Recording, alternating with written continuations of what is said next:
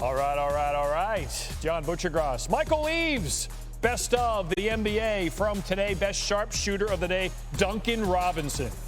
Oh, rocking the suburbs. Ooh.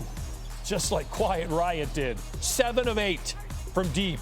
Leading scorer, 24 points. From D3 to D1 to NBA multimillionaire soon. The Heat took the game in the series, 2-0. The best run courtesy of the Houston Rockets against OKC. Houston actually down 3 early in the fourth quarter, 80-77, and then they ripped off 17 in a row to flip it from 3 down to up 14. The run lasted 3 minutes, 21 seconds. James Harden mostly on the bench. They shot 83% from the field. Rockets won the game, took a 2-0 series lead, 111-98. Oh, yeah, they were 3 for 4 from deep during that run. Best poster, what Justin Vernon is to Bon Iver, Giannis is to the Bucks. Normally he's in Milwaukee off his feet, but now he's in Disney World off his feet, and yeah, finishing. Over Gary Clark, another musician. Long arms, long legs, can't buy his clothes at the mall. He's got to get them specially made. Bucks come back after losing their game 1.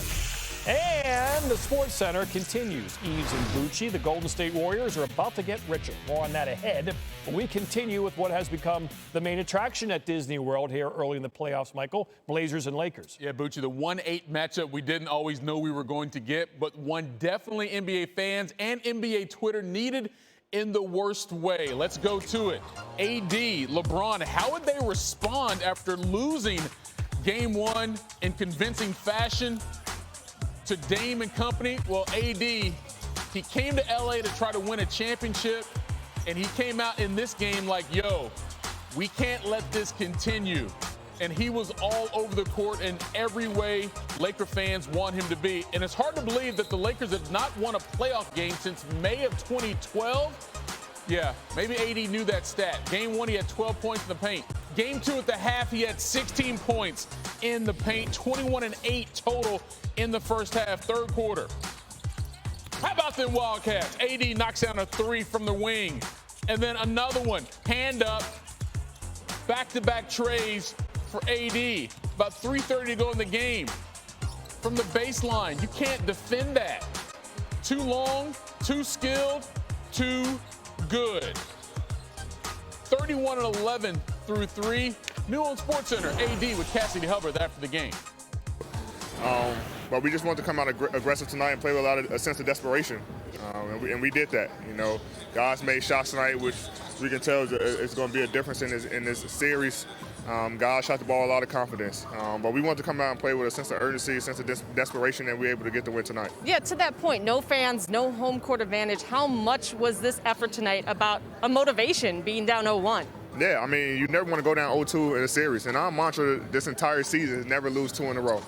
And that was our mindset coming to the game. Our benches has been one of the best benches in the bubble as far as the motivation and you know, the fan noise, you know, that we're not able to get. So it was good. You know, guys was cheering each other on, and we were able to come get a big win. Yeah, and you guys were able to hold the highest scoring offense in this bubble to just 88 points tonight. So what was the biggest key defensively? Stopping Dame and CJ. We know those two guys can get going at any time, and our bigs and our guards did a great job of containing them. You know, they got to a line a lot in game 1, especially early, and kind of got going. We just tried to limit their free throw attempts and limit their threes. Try to make them beat us with 2s, and we did a good job of that tonight. So we got to make sure that, you know, game 3, we know they're going to come out, you know, guns blazing and try to get themselves going. So we got to have the same defensive effort for the rest of the series. We saw LeBron on the bench. He said, this team is built different. How different is this team from any team you've played on? We got a chance. We got a chance to win. A couple years ago, you know, if DeMarcus doesn't get hurt, you know, I feel like we got a chance as well. But we got a chance. We got a chance to do something special this year. And, you know, all, you know, Rondo and Bron talk about is it doesn't come around often when you have a great team to compete for a championship. So we want to take advantage of our opportunities in this team that we have and try to reach our goal, and that's to win. But, you know, we just try to go out and do things that other teams can't do, you know. And when we have such a talented team, and we still try to play scrappy. And when you have a team that's talented and plays scrappy, it's very tough to beat them. So that's kind of been our mindset for the entire playoffs. Well, series tied at 1. Congrats on the win, AD. Thank you. All right, a little more perspective here and just exactly what AD did in this game. According to Elias, AD is the 5th player since the shot clock became a thing nearly 65 years ago to put up 30 points and 10 boards in a playoff game while playing less than 30 minutes. And kids, get out the Google so you can educate yourself on some of the all-time greats. Other than that company, Clyde Lovellette, Tom Heinsohn, Kevin McHale, but Joel Embiid did it just last year against the Raptors. All right, speaking of perspective, when we want to talk some real hoops, we bring in Tim Legler here to SportsCenter. All right, Tim, clearly a blowout win for the Lakers, and everyone says this is the response you would want from a championship team. But what was it about Anthony Davis's play that led to this type of response?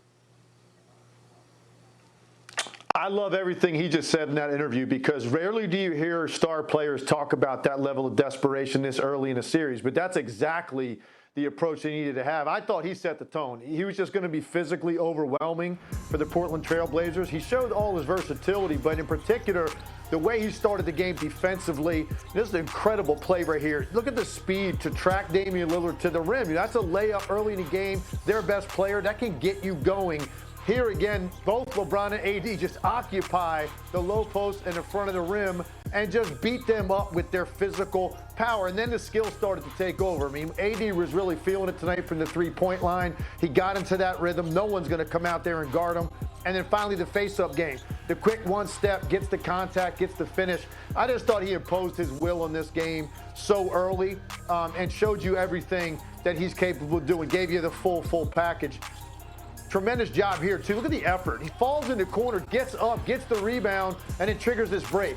That kind of summed up AD's night for me, and he wasn't going to have any quit in him. He was going to give you everything that he had, and he set the tone for his team. I love their approach tonight. They needed this kind of game, particularly defensively. They're the #1 seed. They didn't really play that well offensively in game 1, but they also let their 2 best players get away from them at a key time. That wasn't going to happen tonight. They took care of that early enough. I love the response that the Lakers showed you in this one, particularly Anthony Davis. Well, Dame Lillard was that guy for the Blazers in game 1 of this series, but suffers a dislocated index finger on his left hand. Now, the X-rays legs were negative, so that's good news. Nothing's broken in that finger. But how much of an effect can that have on his shot? It's not his shooting hand, but it is his left hand.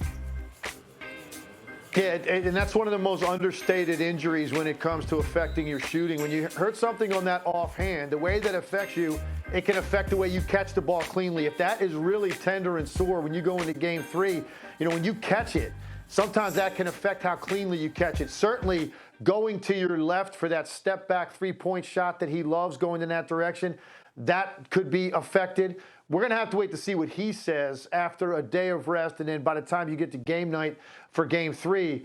But it could be a factor. Also going to the left and finishing at the rim could be a factor. I think for me, it's something that we're going to have to wait and see, because it's a total different level of severity with that type of injury. It can really affect you, or it could be something very, very minor. I want to hear that out of Damian Lillard sometime probably closer to game time for game 3. In the meantime, C.J. McCollum can pick up the slack. I think he is ready to have one of those C.J. McCollum moments. He's been quiet for these 2 games, but remember what he did last year in game 7 against Denver. He took over that game. He is capable of doing it. Don't be surprised if C.J. McCollum picks up some of the slack for a little bit worn out Damian Lillard right now, to be honest with you, with all he's had to do to carry this team. C.J. McCollum could have one of those moments, and he may need to. If they lose game 3, they could lose this in 5. That's how important I think game 3 is to make this potentially a 6 or 7 game series. All right, you mentioned hearing from Dame Lillard before game 3. We're going to hear from him here on SportsCenter momentarily, so stick around for that. And Legs, when you do stick around as well, we're going to talk about the Bucks and how they responded to that game 1 loss. That's right, Mike. Also hear from LeBron James. Lakers' first playoff win, as you mentioned, in over 8 years. It won't be 8 years until they're next. I can promise you that. We'll hear from LeBron and Lillard as this SportsCenter continues. But first, let's talk about, and with Legs as well, Magic Bucks, not regular Bucks. These are Bucks that do card tricks. Magic Bucks. Orlando won game 1. It was a bit of a shocker. A key for them, of course, is going to be hitting their threes. They didn't in this game. Fultz misses there.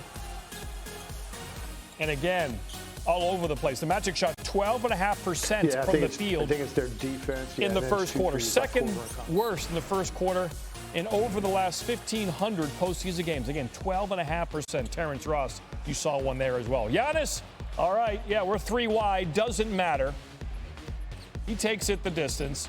10 of 23 from the floor for Giannis. 28 points, 20 rebounds. Again, kick it out. Get some help. And that's what he did. Bucks leading 31-15. Off to a quick start in this one. Didn't get much